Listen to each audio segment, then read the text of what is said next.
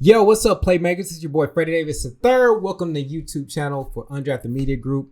We are discussing, and we're back again with Takeaway Tuesdays, episode 8. And we're about to get into a gig that we did a couple of weeks ago. It was for, and then there was 7. It was his birthday concert, and a lot of artists showed up and they got down. So we're going to go through the things that we did well in, the things that we didn't do well in, and a reflection time at the end. So y'all stick around. A couple of interesting things have happened and had happened. So let's get into it. But before we do that, let's get into the intro. Let's go! We got the energy, building integrity. Give me I a feel second. a wave coming on. Feel a wave coming on. They wanna know what we on. Wanna know what we on. Never quit, we keep going. Never quit, we keep going. Keep that heat up on the stove. Keep that heat up on the stove. I feel a wave coming on. Feel a wave. Y'all, what's up? Once again, welcome back to Undrafted Media Group. This is episode 8 of the Takeaway Tuesdays. I hope y'all are enjoying it. I'm enjoying it. I'm learning. We're learning as a group and just as a collective. So hopefully this content is helpful to you and also encouraging to you. So let's get into it. Let's talk about this gig that we have. So first off, the gig was for my homie, and then there was 7 Christian hip hop artists down here in DFW. Phenomenal artists, man. Has some great songs. Y'all go check it out. There was a lot of artists that was on the lineup as well. We had Sean Austin. We had First Sovereign. We had Tasha. We had Big Ricky Bo Sticky. Big Ricky Bo Sticky.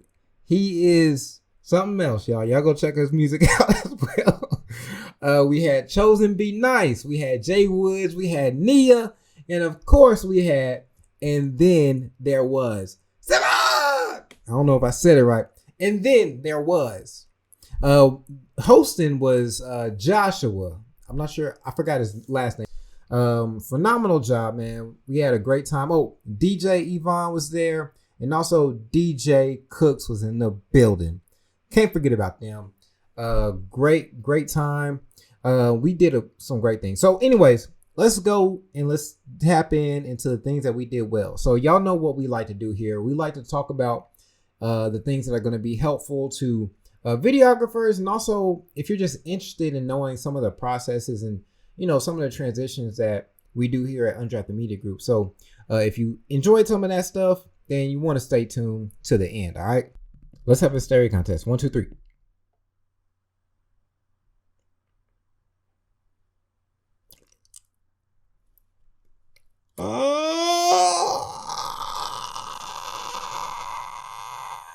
Did you already blink? You already blinked. Did you already blink? You already blink. I know you already blink. You already blink. You already blink. You already blink. You blink. You blink. You blink. You blink. You blink.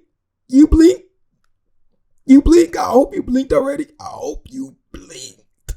You blinked. Did you? Yeah, I knew it. I knew it. I won. Maybe I won. My eyes. So let's talk about the things we did well. Things we did well. First off, I want to say that when doing like a recap, because we're getting really good at recaps, you know what I'm saying? Like Undrafted Media Group, if you haven't checked out the catalog for the recap videos, go check it out on the Instagram. Also, we have some on the YouTube channel as well. We'll be posting more on the YouTube stuff. But if you haven't checked out any of the recaps, man, y'all tripping. So with the recap videos, and what we've noticed is the transitions, right? So everybody, if you're a videographer, you always want to have transitions in your videos, if you want to make it more interesting and stuff like that, different points of view and stuff like that. So the good thing about doing videos, period, is to have manual transitions. I know there's like bundled packages where you can have these different transitions and stuff like that, which is cool. We got them. You know what I'm saying? We keep some, you know what I'm saying? We got some in the bag, you know what I mean? It's also good to have manual transitions. What I mean by that is you can use anything as a transition, yo. Literally anything. You just say, for instance, you could see a pillar or even like a huge pole. If depending on where you're at, it might be a good thing, might be a bad thing. You might need to just run away. I just flee from that place. But if it's like one of those one of those pillars in the building, you know what I'm saying? You can use that as a transition. Just slowly like graze across it as you're doing another shot. And then you can use a different scene to come in right after that shot.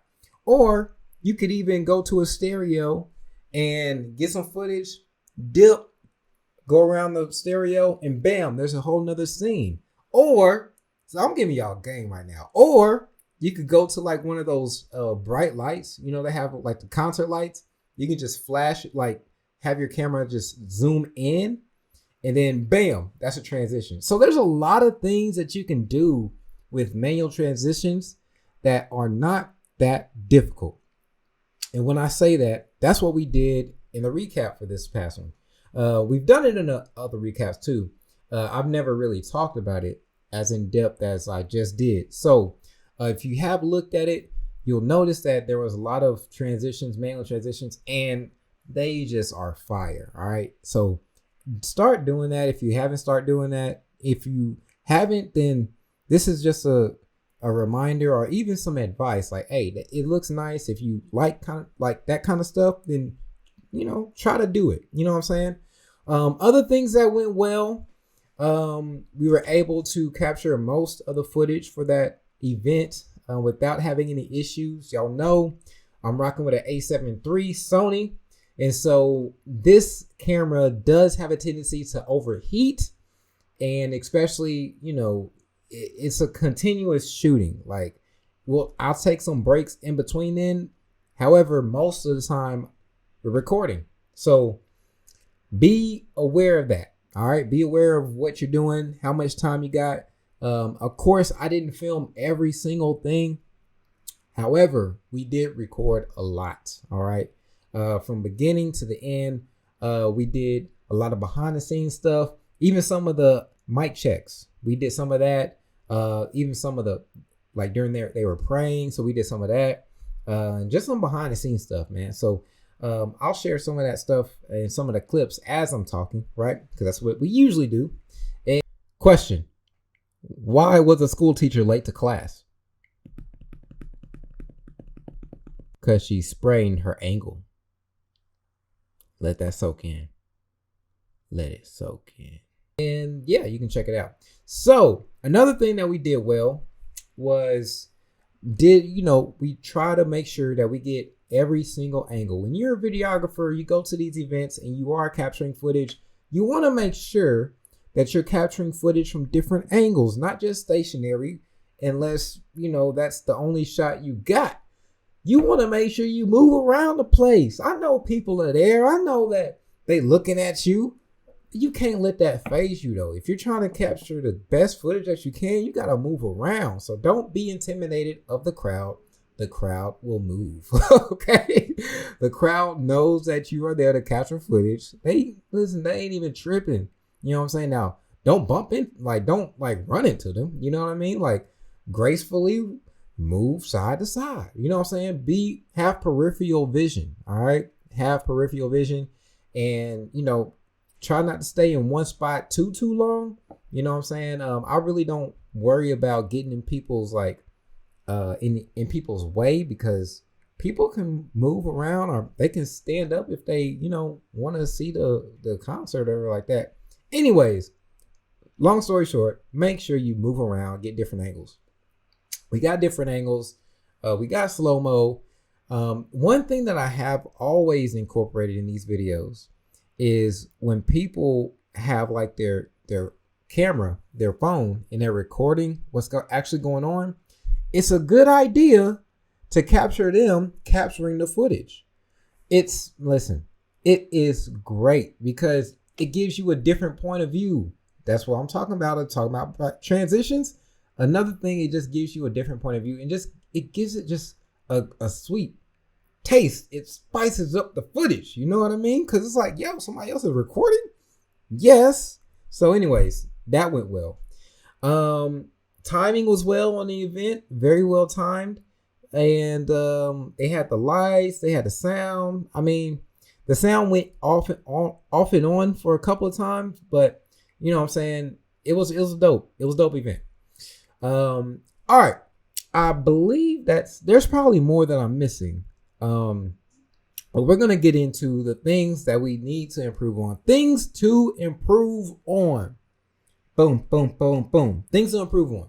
So, of course, once again, it doesn't fail that the Sony a7 III decided to overheat again. I can't blame it. I can't blame the a7 III from overheating. You know why? Because I expected to. I expected to overheat now. We've had this camera for almost a year. All right. It does not catch us off guard anymore. You know how they say, fool me once, shame on you. Fool me twice, shame on me. Something like that. Yeah. We realize it's going to overheat. We just have to plan around it. So, what we did was when I saw the battery when I saw the camera overheating, and it'll have a caution sign, which I did say I was going to change the setting and the yo, what's up, y'all? It's your boy Freddy III. I'm interrupting the program to let you know about the music video Made It featuring J Trax and Zay Hill. If you have not heard it, if you have not seen it, go ahead and subscribe, and also check out the music video on the YouTube page of the Media Group. All right, back to the video. How do you say change the sensitivity for the overheating? I haven't done that yet. I did just order a dummy battery, so we can use that when we have like stationary stuff for this camera. But if it's still like, moving side to side and doing different, stuff like that, then, we just got to work around it. So what we did was I went to the car for about like 5 minutes or so and just let it sit in the AC, open up the camera where the battery pack is, open that up, and I allowed it to have like circulation. Sorry, I just got done eating Taco Bell. So I allowed it to have circulation in the camera so it would cool off faster, right? So I had the monitor flipped up, everything like that. And it carried throughout the rest of the event. So, just be aware of the capacity and how much you can push your camera before it starts having issues. All right. I noticed that my gimbal was running low on battery. I didn't know how longer it would last. And so 7 was the last artist, and 7 booked me. And so since he booked me, I got to make sure my gimbal is running, right? So what did I do when I saw the gimbal on the last leg of his battery? I stopped using it. Because I'm like, if I keep using it, then I'm not going to have it for his set. So stop using it. And I just did it handheld. You know what I'm saying? And I actually miss doing the handheld motions. You get so much freedom, and you can like very action-packed footage, right? So although the gimbal is very nice, don't get me wrong, I love the gimbal. You know what I'm saying? I was very intimidated by the gimbal, right? I used to use a monopod for everything, right? And shout out to the monopod. If you use a monopod, shout out to you, because you really know how to make some good, capture some good footage with the monopod. Monopods really come in handy. They definitely helped me out earlier on, and even before Undrafted Media Group was a thing or was a business, I used it, right? So shout out to Spirit TV. I put most of the content on there before I had, Undrafted Media Group. So using a monopod is good for capturing some footage as well. Just with the gimbal, it's just a much smoother. And I'll be honest with you, when I first used the gimbal, it felt like something wasn't right. I wanted to use my monopod. I was like, nah, I'm just gonna stick with my monopod, because I didn't really understand how to use the gimbal. So if you're out there and you're kind of contemplating on whether or not to use a gimbal or not, and you haven't used it because it's intimidating, just go ahead and get one. get one that's on sale so you can get a feel of it, or even if you know somebody that has one, so you can kind of use it to practice with it and stuff like that, because you need practice with a gimbal. All right, don't think that you're just gonna get it off the rip. If you do, then shout out to you. I'm just saying, for me, for Undrafted Media Group, we had to mess with it a couple of times to actually get it, because the first 3 events that we had with it, we couldn't even use it because we didn't understand it. You know what I'm saying? And yes, I will say we and I a lot, because I believe Undrafted Media Group will be a great company. Not just me, but there will be people on staff, and this is going to be an actual company, a business of people, of staff, of just creatives. So whatever you do, speak it to existence what you want it to be, right? So that's why you'll hear me say, like, interchangeably, like, Undrafted Media Group, me, I'm sorry if it's confusing. I'm not sorry. That's just where the vision is, right? So anyways, getting back, yes, use a gimbal, try it, you'll love it. I'm not guaranteeing you that, but you will love it. All right. That's really the only thing that stood out to me. I mean, I would say that it was a low light setting, which wasn't bad at all. I mean, now some of the footage, if the lights in the back weren't on, then we had to bump up the ISO, which did make it a little bit fuzzy. It wasn't as clear as it could be. So that was an issue, but you know what I'm saying, we were mostly there to capture the performances. So it wasn't that bad. It wasn't that bad. Definitely was a longer event than anticipated. It definitely was. It was a longer event. I think so. I got there at like 6, 7, 7 to 8, 8 to 9, 9 to 10, 10 to 11. It was about 4.5 hours. 4.5 hours, yo. So, but hey, shout out to all the ones that were at the event. Shout out to all the ones that came through. Saw Dara JT, saw Mikey J, and who else did I see? Jay Elliott was there. Chris Laws was there. KB was there. KB Folk was there. All right. Y'all, I'm like, KB Folk. All right. Kim Folk was there. D-Ray Kim Folk was there. His wife. And it was dope. We had a great time. So anyways, yep, it's great. 17 minutes. So that's all I have. If y'all have any comments, anything that y'all want to share, any questions that we're able to answer, definitely leave them in the comment section below. And if you feel like you want to share this video, go ahead and share the video. Give it a like. Hey, as always, man, I appreciate y'all. We appreciate y'all, Undrafted Media Group. And thank you so much for rocking with us. We are on our way to having a great rest of the year, and I hope you're doing the same. So once again, it's Freddy Davis III, Undrafted Media Group. We making plays. Let's go. Talk to y'all soon. Love y'all. Blessings. I feel a wave coming